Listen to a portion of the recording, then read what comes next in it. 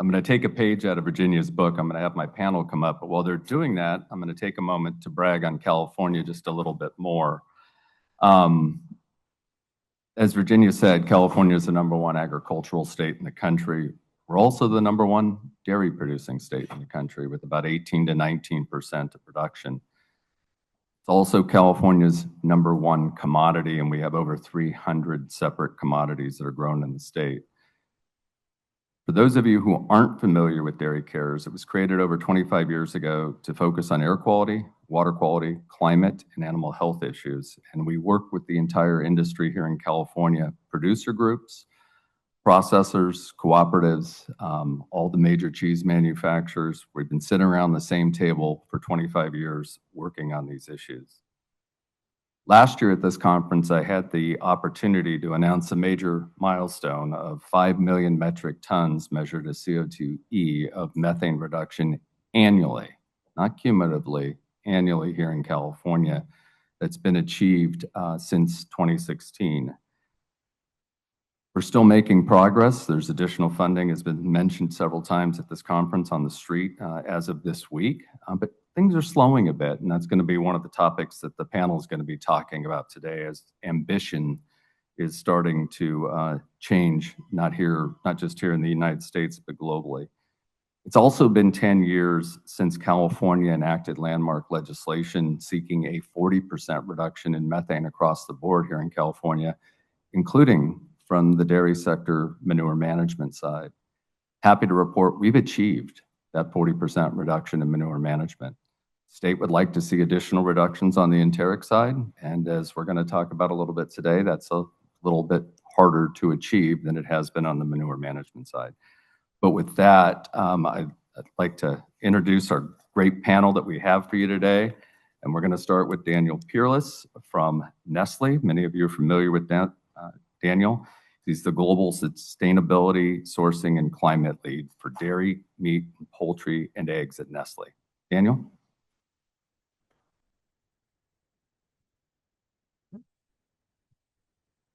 Good morning, everyone. I'm going to go without slides because I found that I don't follow them anyway. And I just say whatever I want, which is probably going to be true for the question and answer session as well. Sorry about that. But yes, as Michael said, I am the Global Responsible Sourcing Climate Lead for dairy and meat, poultry, eggs. In Nestle, those are considered two separate categories, but they are combined. I have colleagues who work in other commodities like palm and pulp and paper and coffee and cocoa and things like that. And I'm going to talk just a little bit about strategy and action from the Nestle perspective. I am much more focused on the action side than the strategy side. And my work day to day is identifying opportunities for investment for Nestle in greenhouse gases within our supply chain. For strategy, I really recommend that you go and check out the Dairy Plan, which Nestle released just a few weeks ago. It's a pretty comprehensive document. Lacks a little bit of the detail that I'll share with you today around specific interventions and things like that. But I'll dive right into the action. So I joined Nestle about 5.5 years ago. And back then it was kind of Wild West for the type of work we did. We had to move very fast. We had just released our net zero by 2050 commitment. And we have annual and then annual internal and interim public commitments. We had a 20% by 2025 and a 50% by 2030 target against the 2018 baseline. And I'm very proud to say that we exceeded our 2025 commitment, but 2030 and, as you all know, 2050 net zero is going to be extremely challenging, particularly in a changing climate, a changing marketplace. Scope 3 ingredient emissions, so agricultural production, represents more than 70% of Nestle's total Scope 1, 2, and 3 footprint. And about half of that is dairy. So 35% of our total target comes from dairy farming, from cattle and lands and crops that we don't control. So our action has been very focused, first and foremost, on working with and through the supply chain to identify opportunities, interventions that we can wrap into investments and then turn into claims that we report. And they go across the spectrum. Anything that is, an actual viable potential greenhouse gas intervention is on the table for us.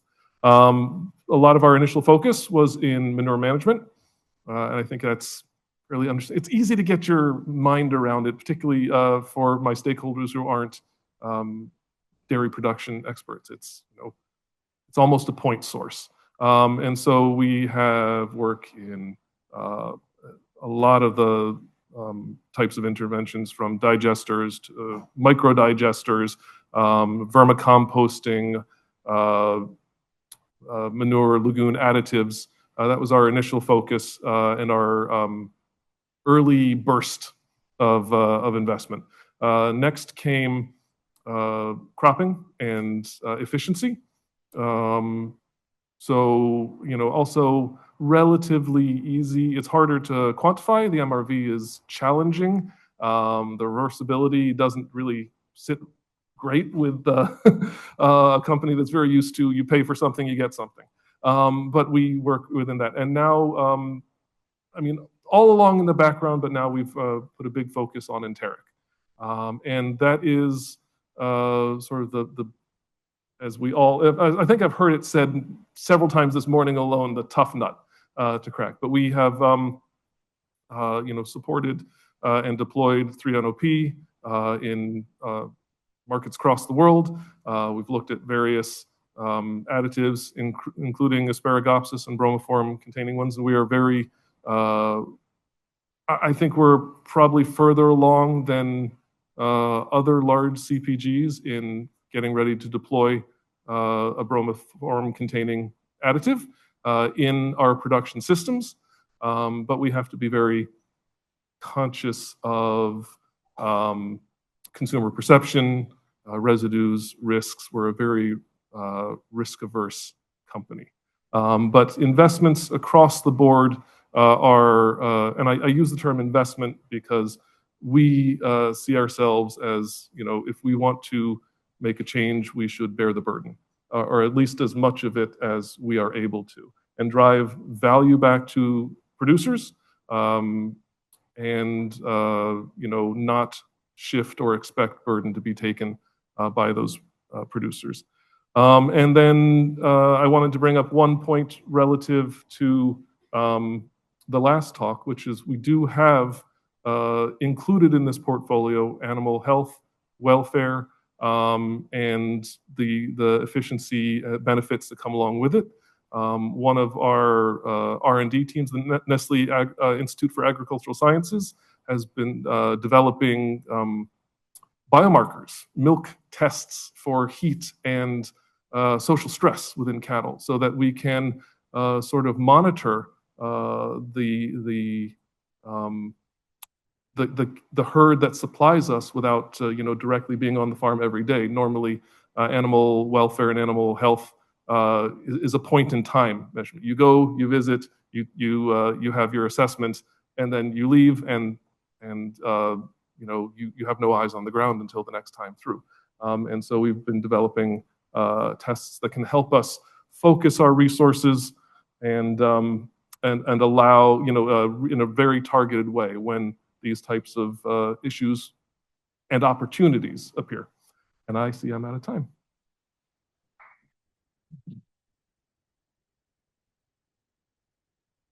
Thank you, Daniel. Our next speaker is Anshuman Bhatia, who leads transformational partnerships at Mars and drives global strategic partnerships for Mars snacking across the supply ecosystem.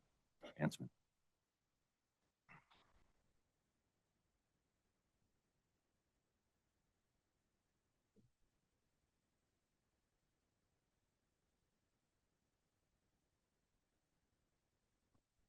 It's great to be back here. So second year in a row, it really feels like a very welcoming community, and something that's being built for the long haul, which is what we need as we look at some of the challenges facing us. Last year, I had shared some of the approaches that Mars has taken, our plans around dairy sustainability more broadly. And the question comes in, right? How does dairy and Mars where does that fit in chocolate manufacturing? So over the last year, there have been a few developments.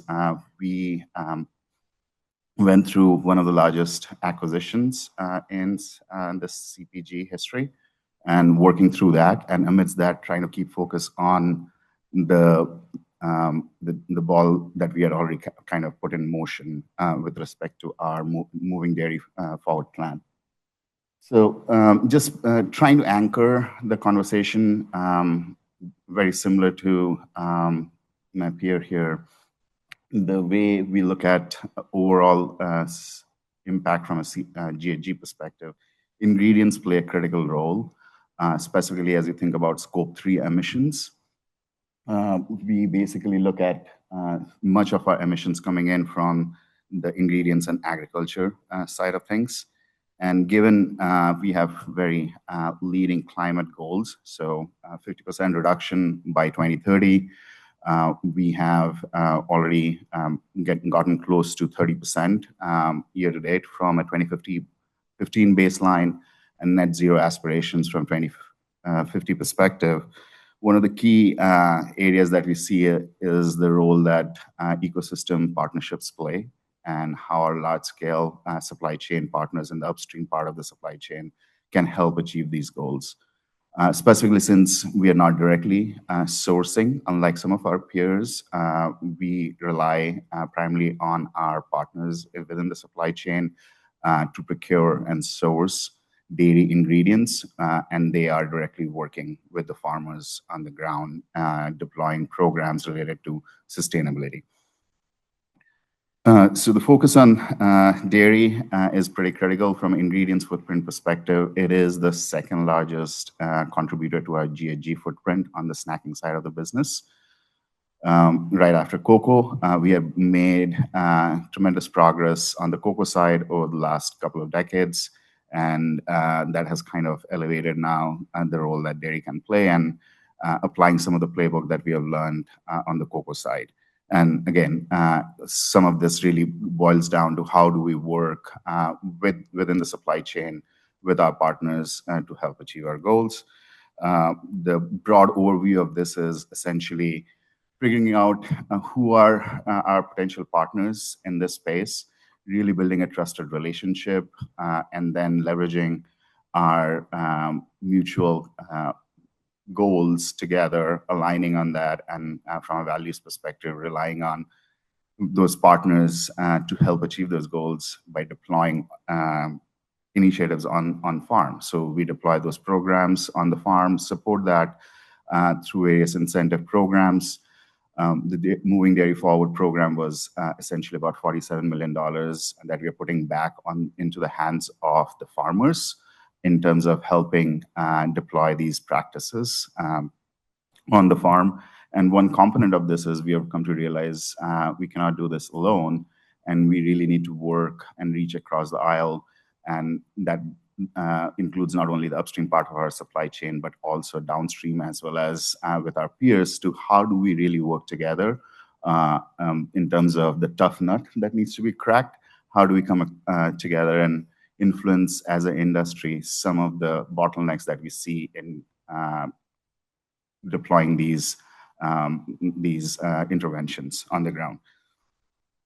So one of those programs we identified specifically around the dairy and emission spaces really carried forward through an initiative called Unreasonable Foods. So a couple of years ago, Mars got in collaboration with Unreasonable, which is an entity that essentially has an ecosystem of ventures, technology providers, and mentors coming together, and we conceptualize Unreasonable Foods, within which we have a pillar called the Transforming the Supply Chain and Shaping the Future of Food. And under those, we are basically working through identifying dairy sustainability interventions, whether it be helping address the needs of the current dairy supply chain, or creating new solutions which can provide alternative ingredients to dairy that can help meet the same functionality with a better GHG footprint.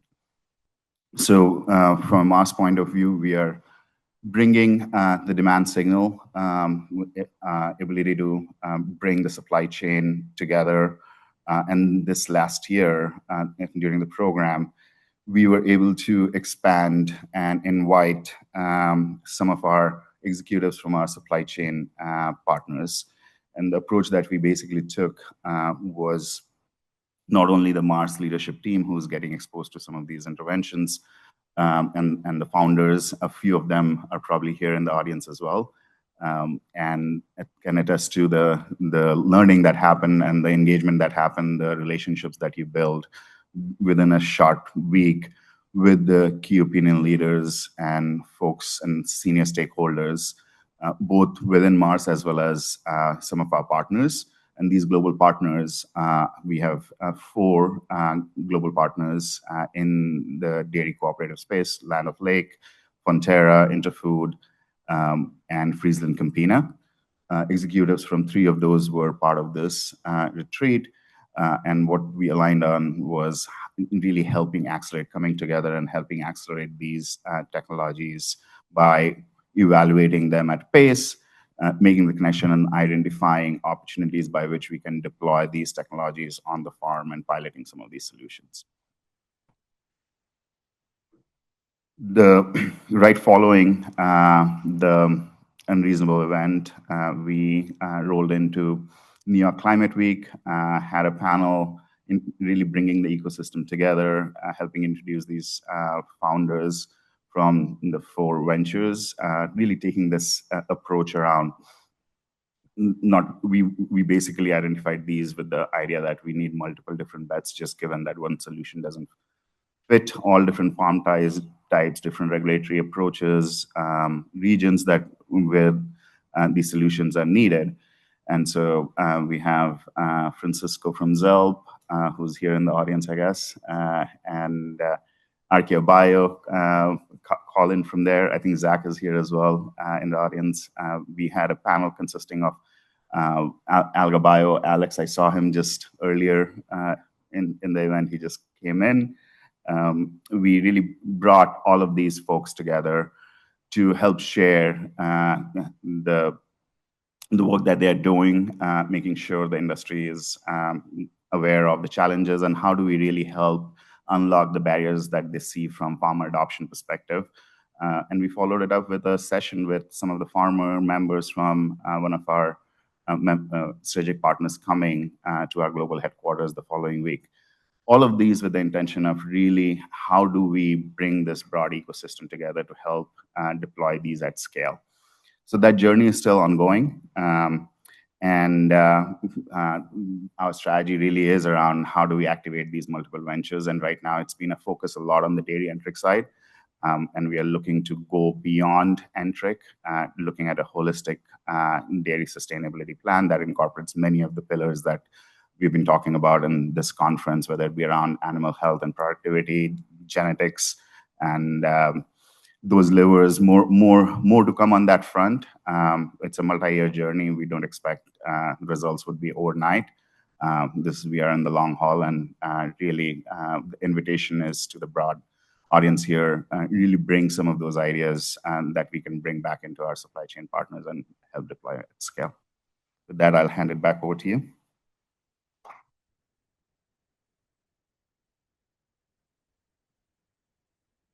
Thank you. Our next speaker today is Paul Myer from Athian. He's the CEO and co-founder. It's a sustainability platform for advancing carbon markets in animal agriculture. Paul?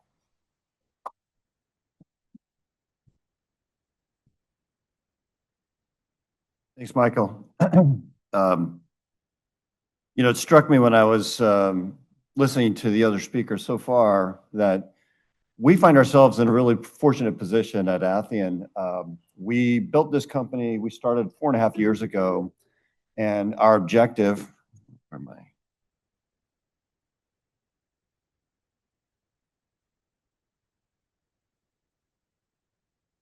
Hold on. me get through all of them. Hang on.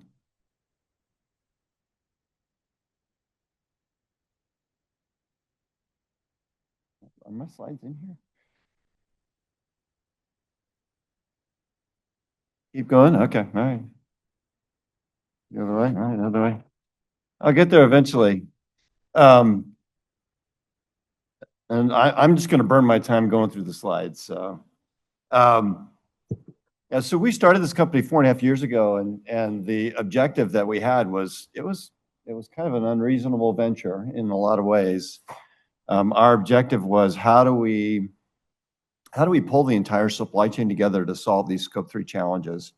And we built a software platform that essentially could validate, certify, and help monetize greenhouse gas reductions. Here we go.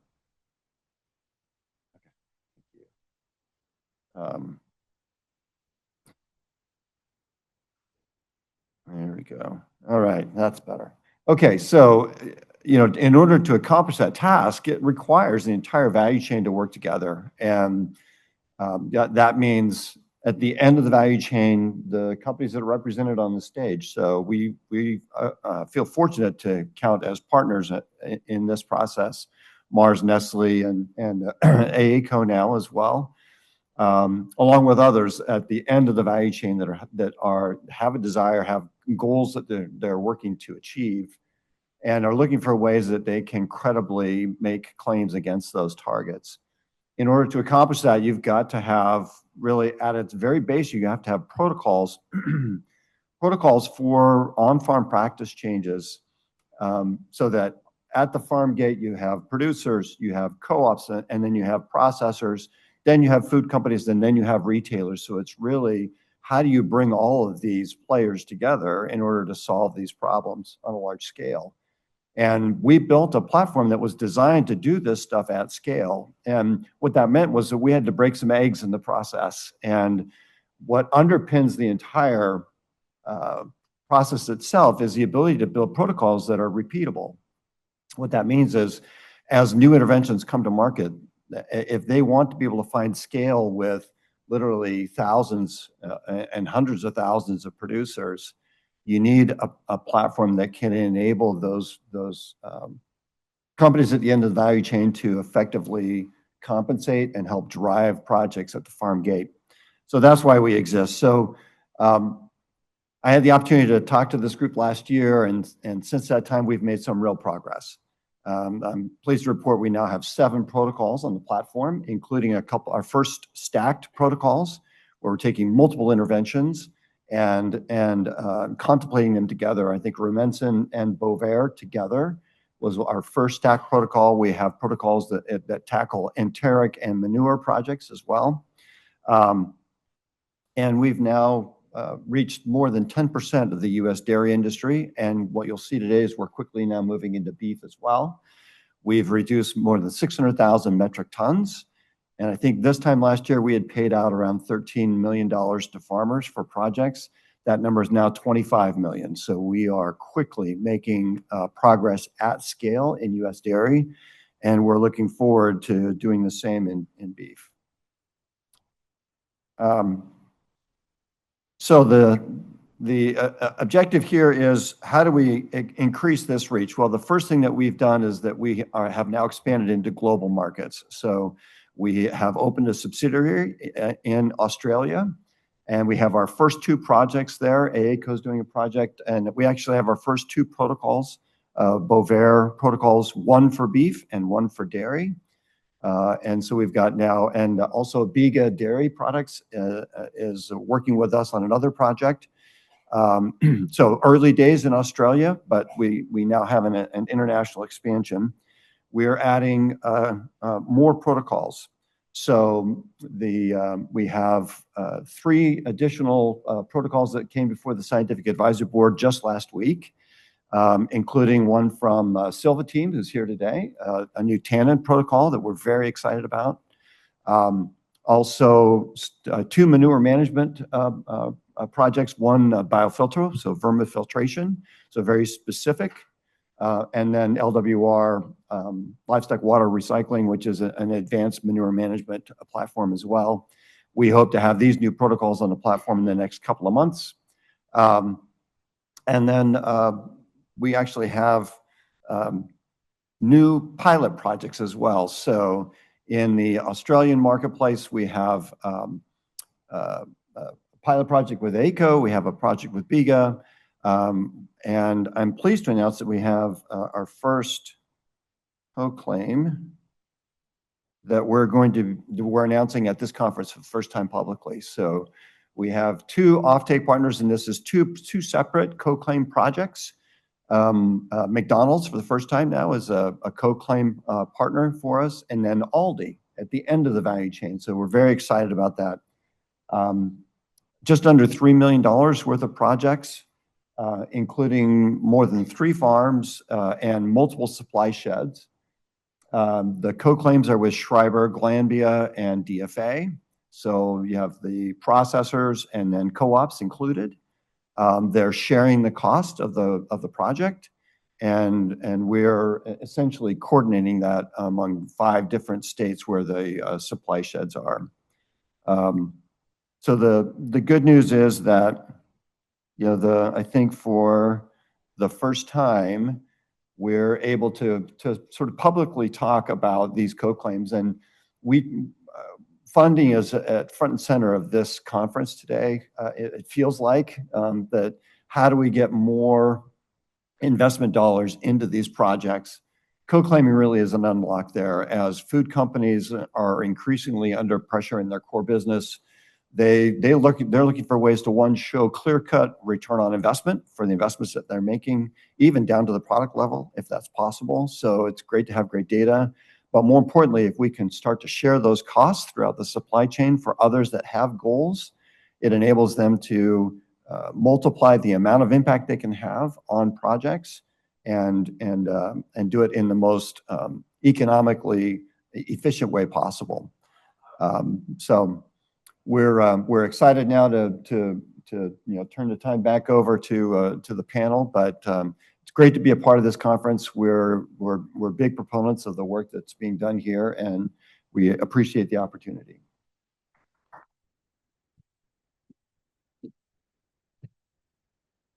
Thank you, Paul.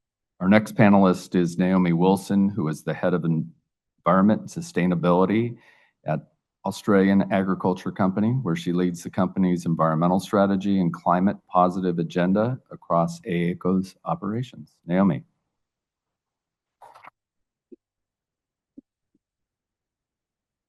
It's the down button, right? Yes, excellent. Thank you for having me here. It's my first time at this event, but it's been a fabulous experience. I am kind of feeling like possibly the least sciencey person in the room, so hopefully I can live up to expectations. We've had a sustainability strategy in AACO for about 5 years now, and I've been leading that strategy throughout that time. It covers the full range of our business and all of the issues that we face in our business. It's underpinned by a concept of being a nature-led business, and climate and our impact on climate and our interaction with climate is a core feature of that. AACO is one of Australia's largest beef producers. We operate across about 16 million acres in Northern Australia. We have about 482,000 head of cattle in that footprint. Most of them are in paddocks like the one you can see in the background image there. I'm not sure if you can see a fence. I assure you there is a fence somewhere in the deep distance. We primarily produce Wagyu, and we sell that to a global market, and we carry that production process from genetics and conception right through to working with a processing partner so that we have a branded beef product that we then distribute globally. We sell that product primarily into high-end restaurants, direct to chefs, boutique, retail. We don't have a large retailer or customer at the end of our supply chain. So we do, in that footprint though, understand that climate's a really important factor for us, even if it's not necessarily a priority for any of our customers. And the fundamental reason for that is because we need a healthy planet on which to run our business and be profitable with. So we have been tracking our emissions profile for a while now. This is our most recent account, which we're about to publish in our annual report. In Australia, we are moving into mandatory reporting. We still are members of the Paris Agreement, and our government still thinks transparency is important. So, like it or not, we will be mandatorily reporting a whole range of climate disclosures in the not too distant future. For us, with a herd size like the one that we have, which is, I think, roughly about 17% of the California herd, just for a bit of scale there, we're producing about, on average, in our scope 1 and 2, about 660 to 670,000 tonnes of CO2e a year. It's a significant footprint. About 95% of that comes directly from the animal in the form of enteric methane and manure. In terms of the enteric methane that we're producing, the vast majority of that takes place in our paddocks. We do run feedlots, being a Wagyu business, obviously, but only about 88% of our enteric methane is generated in our feedlot. So the most significant impact that we're having in the business is in a landscape like that one.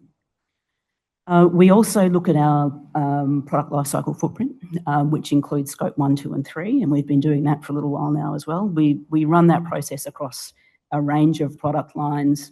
We tend to report it primarily as a single number for our business, but we have a pretty good understanding of where the efficiencies and inefficiencies lie in our supply chain. And so that you can see when we're coming out of grazing, and that grazing is both in that extensive grazing environment and in backgrounding, we're somewhere around the 12.1 kilos of CO2e per kilo of live weight. Our feedlots are very efficient. So in the feedlot itself, we're looking at about 1.7 to 4 kilos of CO2e per kilo of live weight gain, and that includes feed inputs. That's the full emissions cost of that process. So when we're thinking about strategies for methane abatement, many of the conversations that we're having are focused on feedlot. But you can see from that data that the feedlot's not where it's at for us. We get that you have to start there, but please don't stop there. In terms of how we're thinking about our strategy moving forward and what that action plan might look like, when we're looking at our emissions profile, we get some pretty good data on that, but it's an annual account. And if you only use that account, you can see that basically our emissions follow our herd size. And it makes it a little bit difficult to understand where your opportunities are without shrinking your business. So we've been working with a company called Integrity Ag in Queensland in Australia, Dr. Steve Wiedemann. And with Integrity Ag, we've modelled our climate impact back to 1824. And we can see that our recent introduction of a sustainable stocking model in our business enabled us to reduce from our peak in about 2020 down to our warming current situation as of this point in time, which is a stabilised warming impact. We are heading for a baseline of 2005, which is Paris Agreement baseline. And so we're thinking about how to get there from where we're at now. So if we did nothing and kept our herd size exactly as it is today, we would continue to increase our warming impact through to 2050. We could take a moderate approach, which includes a range of interventions, including primarily improving our production system. And we get pretty close. I could probably ramp up that production system improvement a little bit and get us to that 2050 target really simply. If I put 85% methane abatement in my feedlot, and if I can get 10% in my breeder herd, I can get there significantly more quickly. And that's starting that 10% in breeder herd in the early 2030s. So I don't need it today. I'm prepared to wait, but I need to get it into my breeder herd. And when I do that, I make a significant difference. We're thinking about this Obviously, the insetting opportunity here is the key unlocker, hence our partnership with Athian. We don't see, given no purchaser at the end of our supply chain, any other economic pathway other than something like an Athian. Quickly, because I've run out of time, sorry. We're taking an integrated approach. There is no silver bullet for us as a business, and we're thinking about how we bring these strategies together, integrated into our business, focus first on profitability and productivity, and then where do the other interventions fit? So in terms of methane abatement technologies, where do they complement, where do they integrate in that overall strategy?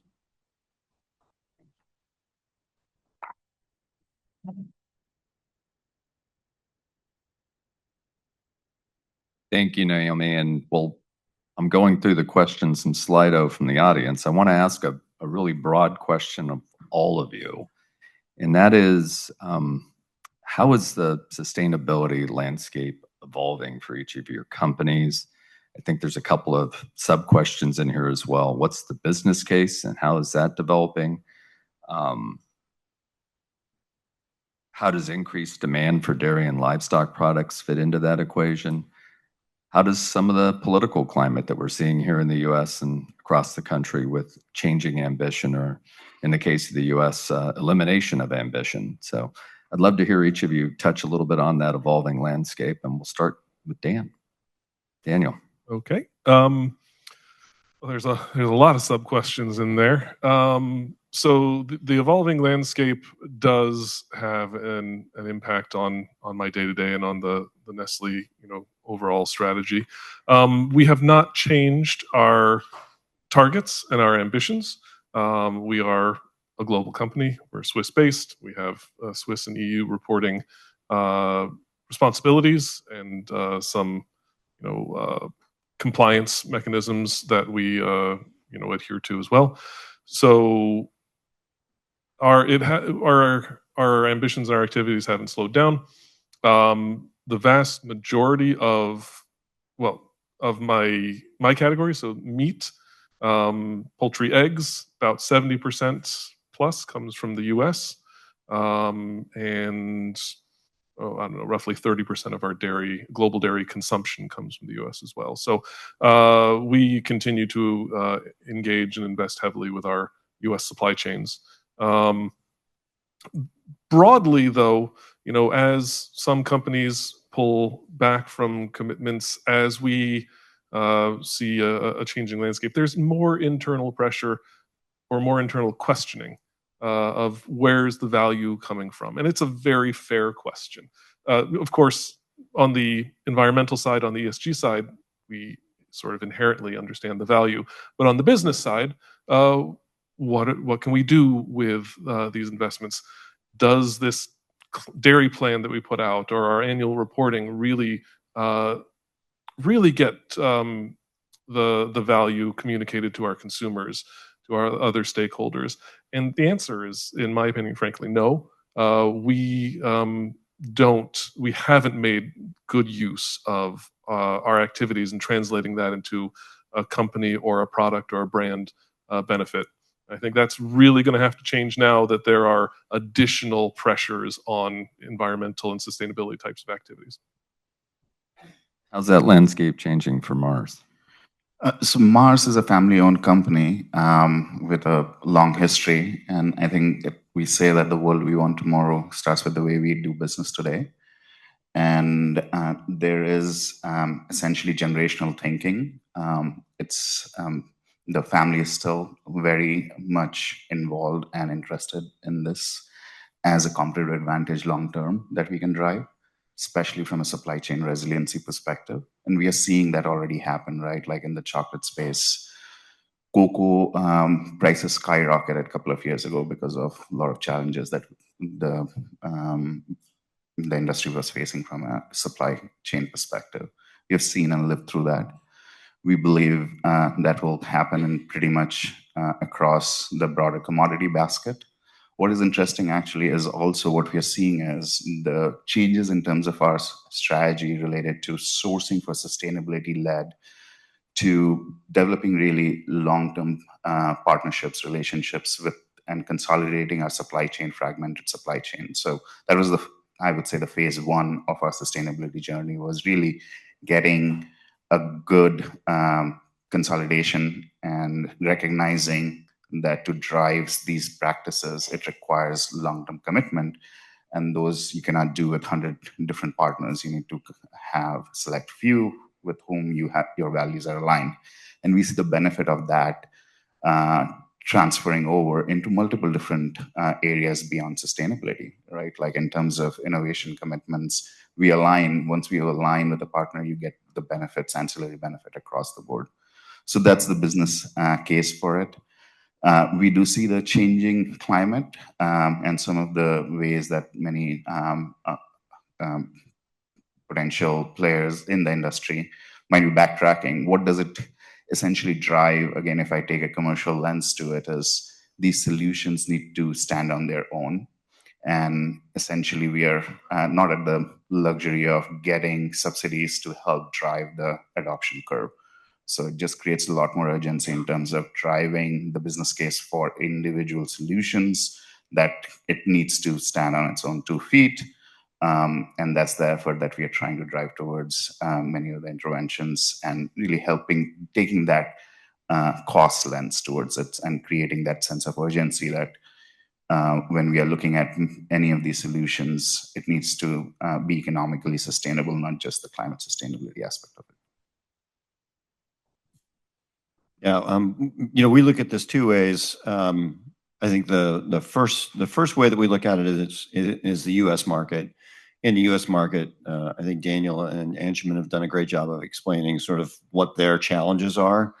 And in response to those challenges, we've been doing a couple of things. One, our long-term objective has always been, how do we take cost out of the MRV process, and how do we speed that process so that we can show better return on investment, so that more dollars go to the farm and fewer dollars go to the structure required to get there. So how do you decrease that friction? The reality is that we've been using AI to help develop our platform for some time. What we're now doing is deploying agentic AI to help on the acquisition of data on the front end, and then to also take cost out of the MRV process on the verification side. As we have more automation in the platform itself, it frees up those dollars and takes some of that cost structure, allows us to spend more with the farmers and increase the impact. And it also helps us to better drive ROI for the food companies, so that they can drill down. And Anshuman said something interesting, which was, a big piece of their footprint is dairy, but an even larger piece is cocoa. And they've done a pretty good job, and all the chocolate companies that we work with have told us the same thing. They've been doing innovative work in cocoa for years before they looked at dairy, but they have reporting in many different areas, and so they have compliance challenges. Is how do you work with literally thousands of suppliers? How do they adhere to your own internal policies, including animal health and welfare, and well beyond just your greenhouse gas emissions? So we're now working on tools that will help them solve some of those problems. And then the other thing that we've done is politically, the pendulum swings in every country. Our expansion into Australia is an opportunity for us to work in a more regulated and, I think, in many ways, more organized marketplace, where we can provide a solution, especially to the near-term reporting challenges that they have with their new reporting requirements, but over the long term, helping them to build out protocols that are more scalable for their own ACU systems. So it's really a 2-part strategy. How do we expand internationally? And one thing I failed to mention is that we had our first project in Brazil with Ruminate and Minerva. So we're looking at international expansion as well as a way to continue to provide a new path forward. And it helps to fund our core business until that pendulum swings back in the US, which inevitably it always does.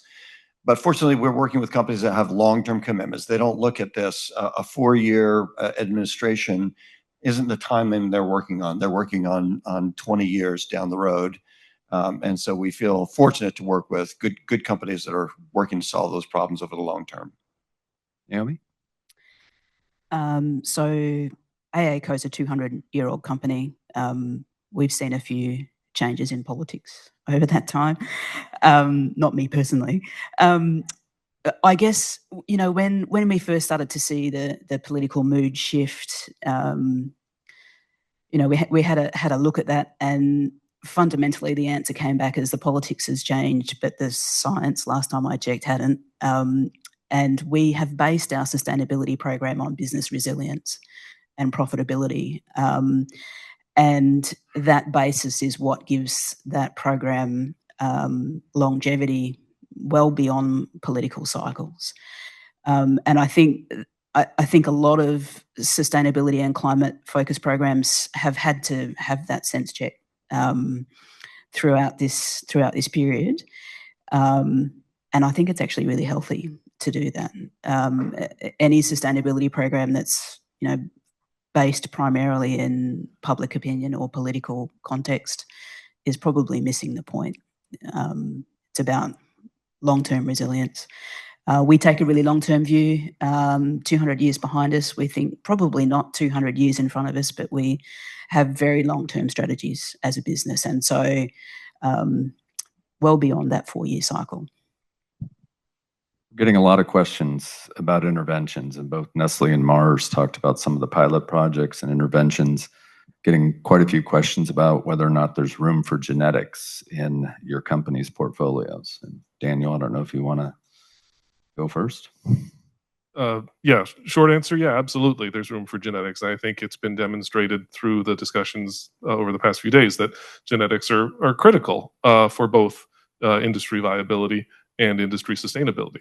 So absolutely. How we translate that into something that fits into the structure that Nestle uses for its carbon accounting, or how we adapt Nestle's structure to allow for genetic improvements and efficiency, that isn't settled yet. But there's no reason whatsoever to slow down the research, slow down the deployment, because of the industry benefit in general that comes through. So genetics, absolutely, but how that turns into a strategy, like I said, I'm more on the action side, how that turns into a strategy, that's going to take a little time. Yeah, I think we are working through the strategy part of that as well. When you look at it, I think what you've learned deploying some of these other interventions, it takes a village to kind of get it there at scale, and you start with small steps and pilots. One of the aspects about genetics is, again, from a farmer adoption perspective, how do you kind of bring that solution or value proposition together? And one of the other elements tied to this would also be from a perspective, if we are able to claim the credits that would be generated from that, we need to have a measurement protocol, and that's something that we have heard is kind of still in development. So without that, I think it becomes much more of a leap of a faith for us to deploy those. And within our supply chain, when we have consolidated and looked at some of the existing partners, they're already operating with some of those genetic profile. So you can look at it from it's a longer term play, and we absolutely need it to achieve the net zero going beyond 2030.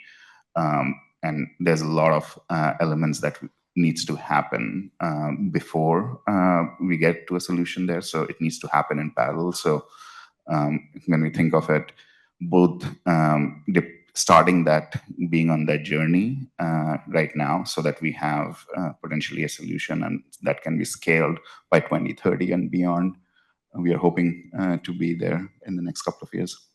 And Paul, the obvious follow-up for you is, when are we going to have a genetic protocol? That is a great question. And the short answer is that we're all over it. We released our first carbon intensity protocol about 4 or 5 months ago now. And carbon intensity is really taking that inventory accounting approach, a whole of farm measurement, and then measuring your progress over time. We think that genetics will probably fall into a protocol along those lines. So we've got a pattern for it already. I think that what will be required with the carbon intensity protocol, we partnered with NMPF and the Farm ES platform, essentially to have a consistent set of standards applied to Farm ES, and leveraging that as the tool that really works in the US on a broad basis. And it may require a similar effort on the beef side, specifically for genetics and impacting dairy as well. But again, I think it will follow that same kind of approach. And the other benefit of having some now track record with carbon intensity is taking that project-based accounting for specific interventions, and then how do you rationalize that into your overall carbon intensity measure? We've now done that in software, which simplifies the process for our partners that are trying to report. And Naomi, I'm going to change directions and start with you. We're getting what I think is a great question. How have you found the GHG protocol land sector guidance working or not in practice? Gee. Like, it's not perfect. And I can't wait for it to be perfect. So we work with it as best we can. It is for producers, we're a big producer and we have, fairly significant resources. It's really challenging. I know my peers struggle with it. We struggle with it, but we take the view that we need to not worry too much about that, which is hard as the person that actually has to then pay for the volume of emissions you need to reduce. It's difficult to not focus too much on the accounting. But I can't solve that immediately. And there are things that I can solve that will make a difference in terms of our impact. And that's one of the reasons we've gone to looking at climate impact rather than absolute emissions, to look at where we have opportunities to progress. So yeah, it's not a perfect system. I'm not waiting for it to be a perfect system.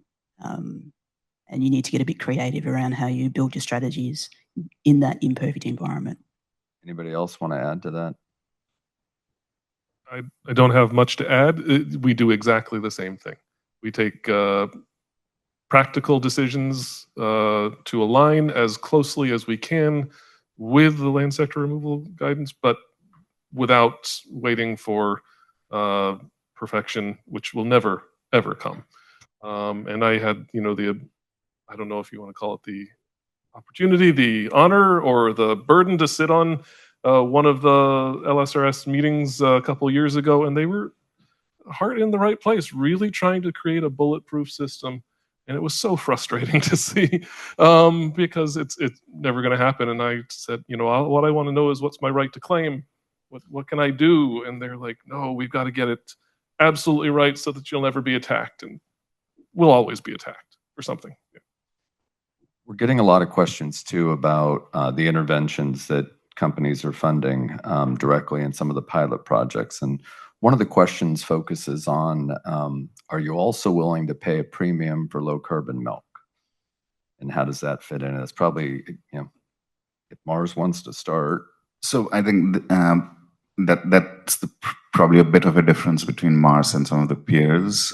We don't directly procure raw milk.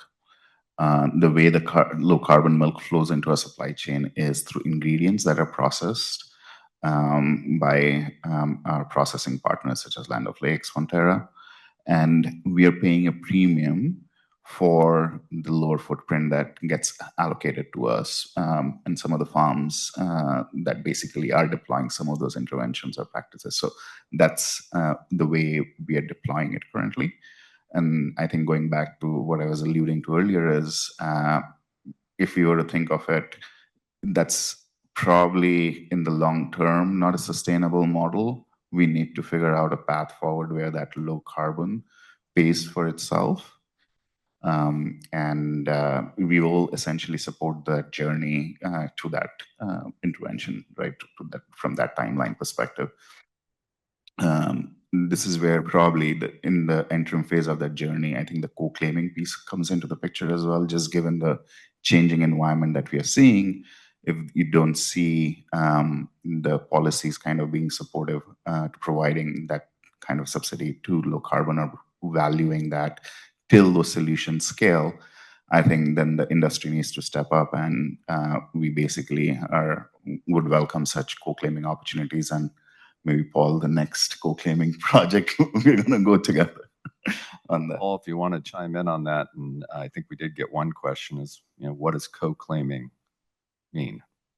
Great question. And you heard it here first. Mars is our next co-claim partner. So, yeah, Scope 3 is an interesting one because as a standard, it's really a shared goal. And so unlike offsets for insets, you have multiple steps. And as long as you're vertically integrated in the same supply chain, you can share those reductions at 100%. So if you have a metric ton of reduction on farm, you have the example I use, and you can't hold me to it, but the example I use is if you've got Starbucks branded cold coffee that's bottled by PepsiCo and is shipped through an Aldi grocery store. All three of them are in the same supply chain, vertically integrated. So you could take a metric ton of reduction for one of those farms that supplies that chain, and each of them could take 100% of the value of that credit. So instead of paying $90 for the credit, they could each pay $30, get the same metric ton of reduction, pay less for it, and the farmer still gets what they need to cover the cost.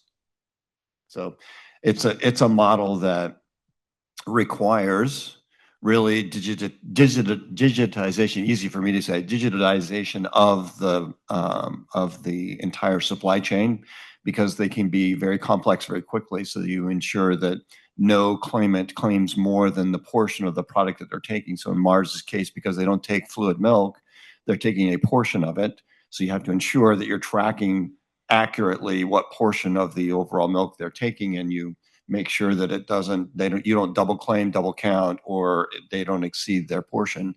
To do that, you have to have the numbers right, and digitization is the only way to really get that done.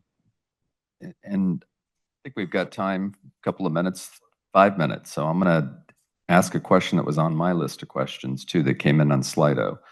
And there's been recent publications that found 98% of the environmental claims and commitments from 33 of the world's largest meat and dairy companies could be categorized as greenwashing. I know I have strong feelings about this. I'm sure all of you do. Naomi, do you want to take a whack at responding to that? I'm not sure if the question is whether I'm greenwashing or not. Yeah, like it's a challenge. We're a publicly listed company in Australia. We're on the Australian Stock Exchange. We're the only beef producer in Australia that is. And so we are very greenwash risk averse. So in terms of the claims that we make publicly, we're very careful about what those claims are. We don't make public claims. We don't make anywhere near the number of public claims that we could potentially make with the data that we've captured in our business. We have focused very heavily on being able to prove something before we claim it. The challenge, and we're in a position now to be able to do that. The challenge around greenwashing is not just about whether what you're saying is true, though. It's about how you say it and how the other person interprets it. So being able to communicate a really complex concept like your impact on climate without writing a thesis to explain that to the average person is almost impossible. So we're in a position as a business where it's actually safer to say nothing. And I see incredible risk for the industry in that, for livestock generally. If we're saying nothing because we're too scared, because of the risk of being greenwash accused, we're opening up a vacuum for a whole range of messages that aren't held to the same standard of accuracy and provability. And so we're at the point as a business where we're starting to weigh up those two risks, the risk of not saying something versus the risk of saying something. And we're getting close to being able to talk a lot more deeply about the work that we're doing from a position of being reasonably greenwash comfortable. Yeah, I'll add to it, right? Like we take a very conservative approach towards that, and to a certain extent, that kind of adds to the additional burden in terms of how do you do the MRV process, right? And making sure that you have all the I's dotted, T's crossed. I'm very aware of it. We have also kind of taken the approach, right? Like we are not looking at offsets. All of this interventions are insets, and our carbon program primarily is driven through that approach. And it's progress over promises. So we can go, our sustainable energy generation report came out a couple of days ago for 2025. We made 6.4% improvement while growing our business 75%, and with all the challenges that I can't imagine our sustainability team had to deal with on the changes to accounting. We weren't able to claim the projected benefits from programs and still be able to deliver on our promise. So I think that's where it goes back to this thinking that we would only be communicating what we have achieved rather than projecting it out. Yeah, I have the benefit of not having a public-facing communications role. So in the answer to the last question, I said, when we were talking about the land sector removals, it's like, oh, we're always going to be attacked. I don't care. Somebody at Nestle cares very, very deeply about that. So I come from the position that I know our investments and our interventions are real. They are doing actual good. They're traceable. They're measurable. And how I can help turn that into a communications piece or a message, I'll always be ready for it, but it's not exactly my role. And I appreciate everything that's been said here is, yeah, in many instances, it's you only get attacked if somebody knows you're up to something. And that's good or bad. But if we, I work a lot in the dairy supply chain. Is it always the biggest and honestly best performing dairies that get the most negative attentions? Because people don't want them to succeed. They don't want to believe that the work has been that good. So yeah, there is a strong case to be made for staying silent if you don't need to translate your activity into a corporate benefit or an economic benefit. That's not sustainable either. So we have to move past that. But for fear of not wanting to stand in front of a room full of hungry people and lunch, we're going to wrap it there. How about a big round of applause for our panelists?